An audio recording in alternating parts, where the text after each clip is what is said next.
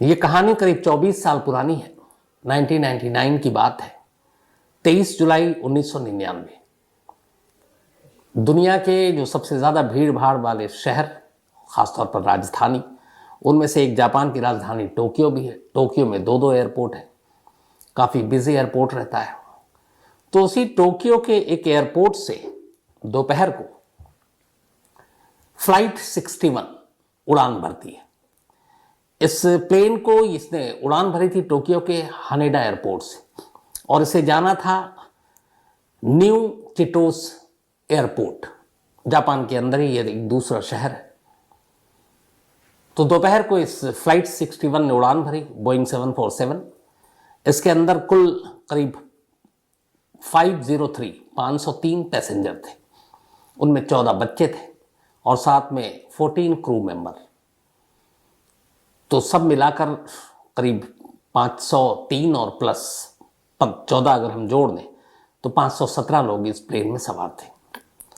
लगभग 1.5 घंटे का ये सफ़र था। मौसम साफ था, गर्मी का दिन, जुलाई का महीना। और 1999 ये वो दौर था जब एयरपोर्ट पर या हवाई सुरक्षा के दौरान सिक्योरिटी उतनी ज़्यादा नहीं थी जो आज के दौर में पूरी दुनिया में है, क्योंकि 9/11 भी इसके बाद ही हुआ था। उसके बाद तो खैर एयरपोर्ट की सुरक्षा की तस्वीर ही बदल गई। तो 23 जुलाई 1999 को इस प्लेन ने टेक ऑफ किया टोक्यो के हानेडा एयरपोर्ट से। तमाम मुसाफिर सवार हो चुके थे, 503 लोग। इस प्लेन के पायलट थे नायोकी नागाशिमा। इनकी उम्र 51 साल थी, काफ़ी सीजन्ड, काफ़ी एक्सपीरियंस पायलट थे। और उनके साथ जो उनका को पायलट था काजुकी कोगा, उम्र 34 साल थी। तो प्लेन ने उड़ान भरा। थोड़ी देर के बाद सीट बेल्ट जो बांधने की वो होती है, अनाउंसमेंट हुआ कि अब आप आराम से बैठ सकते हैं। 1.5 घंटे का सफ़र ये पूरा होना था। अच्छा, ये फ्लाइट चूँकि 503 लोग थे तो इससे अंदाज में लगा सकते हैं कि ये फ्लाइट वो थी बड़ी वाली, डबल डेकर। तो नीचे इकोनॉमी क्लास और ऊपर प्रीमियम क्लास। तो लगभग 15 मिनट बीत चुका था प्लेन को उड़े हुए। इसके बाद अचानक नीचे की जगह पर एक नौजवान बैठा हुआ था जिसकी उम्र करीब 29 साल थी। बाद में पता चला उसका नाम है यूजी निशिजावा। ये अचानक, अच्छा जुलाई का महीना था, तमाम लोग प्लेन में आमतौर पे जो गर्मी में कपड़े पहने जाते हैं वही पहने हुए थे। ये इकलौता शख्स था जिसने गर्म कपड़े और खूब सारे कपड़े पहने हुए थे। तो कुछ पैसेंजर को उसको देख कर लगा भी कि ये क्या है, और कपड़े भी बड़े गंदे थे उन्हें, और भी ये लगा कि इसे किसने अलाउड किया। लेकिन खैर इतना सब सोचने की फिर बात हुई नहीं। प्लेन टेक ऑफ कर चुका था। 15 मिनट के बाद अचानक ये अपनी सीट से उठता है और उस सीढ़ी की तरफ जाता है जहाँ से ऊपर की तरफ जाना था। नीचे और ऊपर दो अलग अलग, मैंने आपको जैसा बताया। और जो पायलट और को पायलट जो कॉकपिट था जहाँ बैठते हैं, वो ऊपर से अंदर जा सकते थे। तो निशिजावा अचानक उठता है और उस सीढ़ी के पास पहुंचता है और सीढ़ी से धड़धड़ाते हुए ऊपर चला जाता है। अब वो कॉकपिट के बाहर है। अचानक एक एयर होस्टेस उसके आगे से गुजरती है, वो उसे पकड़ लेता है। पकड़ने के बाद वो अपनी जेब से उसी वक्त, बहुत ज़्यादा नहीं, एक 20 सेंटीमीटर की साइज का एक चाकू निकालता है। चाकू को वो गले पे रखता है एयर होस्टेस के और कहता है कि कॉकपिट का दरवाज़ा खोलो। कॉकपिट के अंदर पायलट और को पायलट। अच्छा, इससे पहले कुछ ऐसे इंसिडेंट हो चुके थे जिसके बाद से ये हुआ कि कॉकपिट का दरवाज़ा बंद रहेगा और या तो वो अंदर बैठा हुआ पायलट को पायलट खोल सकता है, या फिर जो क्रू मेंबर हैं उनके पास वो सारी आईडीज और ये होती हैं जिससे वो खोल सकती हैं। तो चाकू की नोक पर वो एयर होस्टेस को अपने साथ ले गया, कॉकपिट का दरवाज़ा खोलने के लिए कहा। जान पर बन आई थी, इसलिए एयर होस्टेस ने दरवाज़ा खोल दिया। दरवाज़ा खुलते ही वो कॉकपिट के अंदर गया। कॉकपिट में घुसते ही सबसे पहले वो को पायलट काजुकी कोगा उसको चाकू दिखाता और कहता खड़े हो जाओ। चाकू देखकर वो घबरा जाता है, इधर पायलट भी घबरा जाता है कि ये क्या अचानक, और चाकू को नोक पर को पायलट को उसकी सीट से खड़ा कराता और कहता बाहर निकलो। उसकी भी जान पर बनी हुई थी। को पायलट बाहर निकल जाता है। इसके बाद वो कॉकपिट का दरवाज़ा अंदर से बंद कर लेता है। बंद करने के बाद अब खुद को पायलट की सीट पर बैठ गया और पायलट यानी कि कैप्टन उस प्लेन के नायोकी नागाशिमा उनको चाकू दिखाकर कहता है कि अब जैसा मैं कहूँ आपको वैसा करना है। अच्छा, इस दौरान में उसके अंदर चाकू लेकर घुसते ही, को पायलट को बाहर निकालते ही, चूंकि सीजन बहुत एक्सपीरियंस कैप्टन थे नागाशिमा, तो उन्होंने वो इमरजेंसी बटन दबाकर और ATC एयर ट्रैफिक कंट्रोल को खबर कर दी कि हमारा प्लेन हाईजैक हो चुका है। अब ये जो है चाकू की नोक पर पायलट से कह रहा है कि अब ये प्लेन मेरे कंट्रोल में और मेरे इशारे पर उड़ेगा जहां भी कहूँगा। तो उससे पूछा उसने कि आप क्या चाहते हो, तो उसने कहा कि आप इस प्लेन का रुख जो है आप इसको आप न्यू चिटोस की जगह वहीं जापान में ही एक, बल्कि वेस्टर्न टोक्यो में, टोक्यो का ही एक पार्ट, वहाँ पर एक US मिलिट्री का बेस था। जापान पूरी जो है वहाँ पे उनका जो सुरक्षा का ठेका है वो US के पास ही है। तो US मिलिट्री एयर बेस पर इस प्लेन को ले चलो और वहीं लैंड कराएंगे। पायलट ने कहा कि देखो वो US मिलिट्री एयर बेस है, ये पैसेंजर प्लेन है, मुश्किल आएगी, नहीं वो परमिशन देंगे, और अगर उन्हें ज़रा भी डाउट हुआ तो हो सकता है हमारे प्लेन को उड़ा दें। उसने कहा मुझे कुछ नहीं सुनना, आप जो कह रहे हो वो करो। अब वो उसके बाद ATC को इन्फॉर्म करते हैं पायलट, कहते हैं कि ऐसे ऐसे है और ये US मिलिट्री एयर बेस पर कह रहा है प्लेन को लैंड कराने के लिए, उस तरफ मोड़ने के लिए। अब ये प्लेन थोड़ा सा मोड़ भी चुके, तब तक उधर से ये खबर गई, पैनिक फैला। फिर ये हुआ कि ठीक है आप उसको मोड़ दो और ले आओ। लेकिन अब इधर पायलट को लगा कि ये US जो मिलिट्री एयर बेस है वहां पर ले जाकर पता नहीं क्या करे, कोई सुसाइडल मिशन है, तो उन्हें डर लगा। तो उन्होंने कहा कि नहीं अब इसके हुक्म नहीं मानेंगे। उन्होंने प्लेन का रुख कहीं और डाइवर्ट कर दिया। अब ये कह रहा है कि मैं जब कह रहा हूं कि आप उसको वहीं ले जाना है, पायलट मान नहीं रहा। ये अपनी सीट से खड़ा हुआ, पायलट के पास गया, चाकू गर्दन पर रखा और बोला कि जैसा मैं कह रहा हूं वैसा करो वरना मार दूंगा। पायलट को लगा कि शायद ये मारेगा नहीं, क्योंकि प्लेन में ये भी है, वो पायलट की मौत हो गई तो फिर कॉकपिट का दरवाज़ा भी बंद है। लेकिन वो बहुत सीरियस था। उसने कई बार कहा कि जैसा मैं कह रहा हूँ US मिलिट्री एयरबेस की तरफ प्लेन को मोड़ो। पायलट ने मना किया और आखिरकार उसने अचानक जो गर्दन पर चाकू रखा था वो चाकू घुमा दिया। इसके बाद उसने उस चाकू से कई वार किया गर्दन पर। पल भर के अंदर 51 साल के पायलट नाइकी नागाशिमा अपनी ही सीट पर लगभग उनका गला 90% कट चुका था। खून ही खून कॉकपिट में, हाथ से सब कमान छूट गया। इत्तेफाक से जब वो ये सारी बातें कर रहे थे, प्लेन ऑटो उस पे था, मोड पे। अब ये वापस आता है और को पायलट की सीट पर पायलट को मारने के बाद बैठ जाता है। बैठने के बाद अब ये प्लेन को कंट्रोल करने की कोशिश कर रहा है। इधर बाहर को पायलट निकला हुआ और उसे ये पता नहीं चल रहा कि अंदर क्या हो रहा है। तमाम क्रू मेंबर घबरा रहे हैं। लेकिन उसके बाद अचानक ये होता है कि जब पायलट का कत्ल हो जाता है तो प्लेन के अंदर टर्बुलेंस शुरू हो जाती है, हिलने डुलने लगता है और प्लेन बहुत तेजी के साथ नीचे की तरफ आ रहा है। को पायलट बाहर समझ जाता है कि कुछ गड़बड़ है। इधर उस प्लेन के अंदर 14 बच्चे थे। जब एयर टर्बुलेंस में आमतौर पर फ्लाइट में बहुत हिलती है तो बहुत सारे लोगों को डर भी लगता है, उनमें मैं भी एक हूँ। तो खासतौर पर बच्चे रोने लगे। अब क्रू मेंबर को लगा कि अगर बच्चे इस तरह से रोने लगेंगे तो हालात और बिगड़ेंगे। तो उन्होंने भी अपना थोड़ा दिमाग लगाया और उस वक्त एक जो कार्टून सीरियल्स आते थे उस तमाम बच्चों के सीट के आगे जो वो था उस पर उन्होंने वो कार्टून लगा दिया। बच्चे कार्टून देखकर उसी में फिर उलझ गए और वो भूल गए कि प्लेन हिल रहा है, क्या हो रहा है। लेकिन बड़ों में खौफ था और प्लेन तेजी से नीचे की तरफ। को पायलट को लग गया कि मामला गड़बड़ है। को पायलट ने फिर कहा कि अब कुछ करना पड़ेगा, बाहर बैठकर तमाशा देखने का कोई फायदा नहीं है। अच्छा, कॉकपिट का दरवाज़ा अंदर से बंद था। कुछ पैसेंजर्स को बताया गया कि ऐसे ऐसे हालात हैं। पैसेंजर को भी तब तक अंदाज़ा हो गया था, ऊपर जो बैठे हुए थे डिगर, कि को पायलट बाहर है, काफ़ी देर से कुछ गड़बड़ है। तो तमाम कुछ लोगों को तैयार किया गया, उनकी टाई, बेल्ट्स, ये सारी चीज़ें निकाले गए।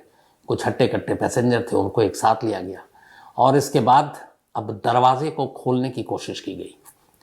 दरवाज़ा खुल नहीं रहा था, तो अब ये था कि किसी तरह उसे तोड़ा जाए और आखिरकार काफ़ी कोशिश के बाद दरवाज़ा टूट गया कॉकपिट का। को पायलट और उनके साथ कुछ अच्छे मसलमैन जो पैसेंजर थे वो अंदर दाखिल होते हैं तो अंदर का मंजर देखकर उनकी चीखें निकल जाती हैं। पायलट अपनी सीट पर मुर्दा पड़े हैं, गला 90% कट चुका है, चारों तरफ खून ही खून है। और एक दूसरा नौजवान वो को पायलट की सीट पर बैठकर और प्लेन को उड़ाने की कोशिश कर रहा है। और प्लेन इस वक्त इतनी तेजी से नीचे आ रहा है कि बस कभी भी क्रैश कर सकता है।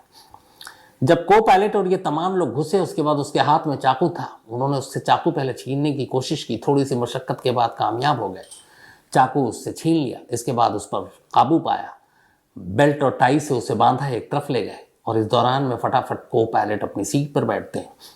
जब वो सीट पर बैठे तो कहते हैं कि करीब 1800 मीटर नीचे प्लेन आ चुका था। कहाँ 36,000 की हाइट पर, कहाँ 1800 मीटर। अगर कुछ देर और देरी होती तो शायद ये प्लेन क्रैश कर जाता, लेकिन खैर इसके बाद फिर काबू पाया गया। इसके बाद प्लेन को फिर से जो उसकी एल्टीट्यूड थी उसकी हाइट दी गई। और उसके बाद को पायलट ने फिर बताया, एटीसी को संपर्क किया और कहा कि यहाँ ये हाल है, पायलट अपनी सीट पर मुर्दा है और हमें इमरजेंसी लैंडिंग की ज़रूरत है, एयरपोर्ट पर डॉक्टर की ज़रूरत है। तो इसके बाद फिर वापस हनेडा एयरपोर्ट में उतरने की इजाज़त मांगी गई। एयरपोर्ट पर इमरजेंसी डिक्लेयर कर दिया गया, तमाम एम्बुलेंस, तमाम चीज़ें पहुंच गई और आखिरकार 12:14 पर दोपहर को ये प्लेन सुरक्षित हनेडा एयरपोर्ट पर लैंड करता है। जब लैंड करता है तब तक लोगों को यकीन नहीं था कि वो बचेंगे उस दिन, क्योंकि उन्होंने अपनी आंखों से जो मंजर देखा कि प्लेन किस तरीके से आगे की तरफ झुक कर नीचे जा रहे हैं और लगभग नीचे, इतनी करीब से उन्होंने कभी बिल्डिंग और सड़क किसी प्लेन में बैठकर नहीं देखा। को एक एक कर उतारा जाता है और उस शख्स को जिसने ये हरकत की थी, प्लेन को हाईजैक की थी और जिसने पायलट का कत्ल किया था, वो बंधा हुआ था। पुलिस आती है, उसे अपने कब्जे में लेती है, उसे ले जाती है। एम्बुलेंस से डॉक्टर आते हैं, पायलट को डेड डिक्लेयर कर देते हैं। अब इसके बाद सवाल सबसे बड़ा उठा कि 29 साल के एक शख्स ने 36,000 फीट की ऊंचाई पर एक कैप्टन को क्यों मारा? इस प्लेन को वो क्यों उड़ा रहा था? कहां ले जाना चाहता था? तो जब पूछताछ हुई तो उसकी पूरी कहानी सामने आई। पता चला कि ये जो लड़का था, 29 साल का लड़का भी नहीं कहेंगे, यूजी निशिजावा, टोक्यो में पैदा हुआ, टोक्यो में ही पढ़ाई की, लेकिन हमेशा भीड़ से अलग रहा, दोस्त बनते नहीं थे, खुद में अकेला रहता था। जब बड़ा हुआ तो उसको एक ही शौक था, कंप्यूटर पे और बाकी जगहों पे वीडियो गेम खेलना, और ख़ास तौर पर प्लेन वाला गेम। तो आजकल जैसे है बहुत सारा, आप तो वर्चुअल आप गेम खेलें तो लगेगा कि आप प्लेन उड़ा रहे हैं, कॉकपिट में खुद बैठे हुए हैं। तो ये उस ज़माने में ऐसी गेम खेला करता था और सिर्फ प्लेन को उड़ाने का इसको शौक था। और ये वर्चुअल खूब प्लेन उड़ा चुका था। उसके ज़रिए इसने काफ़ी कुछ सीखा, कॉकपिट क्या होता है, पायलट क्या करता है, को पायलट क्या करता है, बाकी उपकरण क्या क्या होते हैं, ये सारी जानकारी उसे थी। फिर इसके बाद इसने प्लेन में उड़ना शुरू किया। ये टोक्यो एयरपोर्ट पे जाता, टोक्यो में 2 एयरपोर्ट है, और वहाँ जाने के बाद ये छोटी छोटी डेस्टिनेशन पे जाता, 1 घंटा सवा घंटे की जो फ्लाई होती है उसमें टिकट लेकर बैठता और जाता। जब एयरपोर्ट जाता तो इसने देखा कि जो लगेज है जो प्लेन के अंदर जा रहा है उसकी तो तलाशी होती है मशीन के थ्रू, एक्सरे और इसके, लेकिन जो हाथ में सामान लेकर जाते हैं उस दौर में 1999 में उसकी तलाशी नहीं होती। सिर्फ बोर्डिंग पास आप दिखा दीजिए और आपको क्लियरेंस मिल जाता है। तो आपके हैंड बैग को खोल कर कोई देखता नहीं है। इसे लगा कि ये तो गलत है, इस हैंड बैग में तो बहुत कुछ ले जाया जा सकता है। फिर इसने ट्रायल मारने के लिए कई छोटे छोटे जर्नी किए प्लेन से, और अपने बैग में कभी चाकू छोटे मोटे रख लेता, कभी कुछ और, वो चीज़ें जो ले जाना मना है, और ये हर बार क्लियर हो जाता और निकल जाता। इस तरीके से जब ये सफ़र किया तो इसे एहसास हो गया कि ये चीज़ें बड़ी आसानी से ले जा सकती हैं, कहीं भी ले जा सकते हैं। तो इसे लगा कि ये बहुत बड़ा एक सिक्योरिटी लैब्स है, इसका कुछ करना चाहिए। कहते हैं कि जून 1999 में ही इसने एक मेल लिखा टोक्यो के इस हनेडा एयरपोर्ट के ऑफिशियल्स को कि मैं कई बार आपके एयरपोर्ट से मैंने सफ़र किया है और आपके एयरपोर्ट पे सिक्योरिटी में ये लैब्स है, आप लगेज जो जाता है उसकी तो एक्सरे मशीन और बाकी चीज़ों से तलाशी होती है, लेकिन जो हैंड बैगेज होता है उसकी कोई तलाशी नहीं होती और उसमें कोई कुछ भी ले आ सकता है, तो आप इस तरफ ध्यान दें। इत्तेफाक से वहाँ की जो सिक्योरिटी मैनेजमेंट थी उसका इस मेल की तरफ कोई ध्यान नहीं किया, उन्होंने पढ़ा भी होगा तो नज़रअंदाज कर दिया, और ये उसके बाद कई बार ट्रैवल किया और हर बार कुछ ना कुछ लेकर जाता और बड़ी आसानी से निकल जाता। कहते हैं कि 23 जुलाई 1999 की इसने कई टिकट बुक करा रखी थी कि अगर इस प्लेन में मैं गया और इसमें पकड़ा गया एक चाकू तो दूसरे में जाऊंगा, दूसरे में हो गया तो तीसरे में जाऊंगा। कई टिकट एक साथ बुक करा रखी। लेकिन बदनसीबी ये कि पहली फ्लाइट में, ये फ्लाइट 61 में, किसी ने रोका नहीं और उसके पास 20 सेंटीमीटर के साइज का एक चाकू था और ये बैठ गया और उड़ने लगा। अब उससे कहा गया कि चलो, तुमको अगर सिक्योरिटी की बात थी तो तुम ये प्लेन में बैठो तो भी तुम्हारा मकसद, इंटेंशन जो है वो क्लियर हो जाता। लेकिन तुमने तो ऐसा किया नहीं, तुमने तो सीधे पायलट को मार डाला।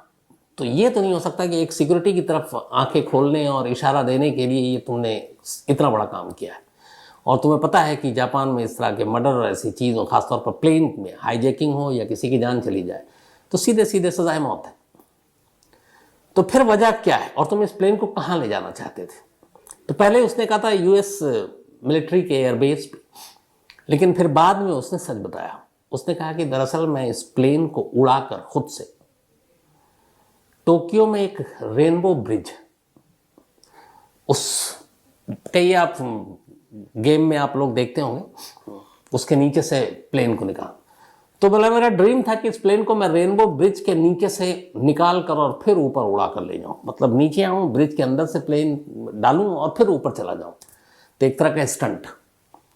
अब ये सोच कर ही आदमी सिहर उठे, क्योंकि रेनबो ब्रिज के नीचे से आप प्लेन को निकालें और फिर जैसे आप ऐसे कहों कि हावड़ा ब्रिज के नीचे से आप प्लेन को निकालिए और फिर उड़ा के ले जाइए, तो पॉसिबल नहीं है।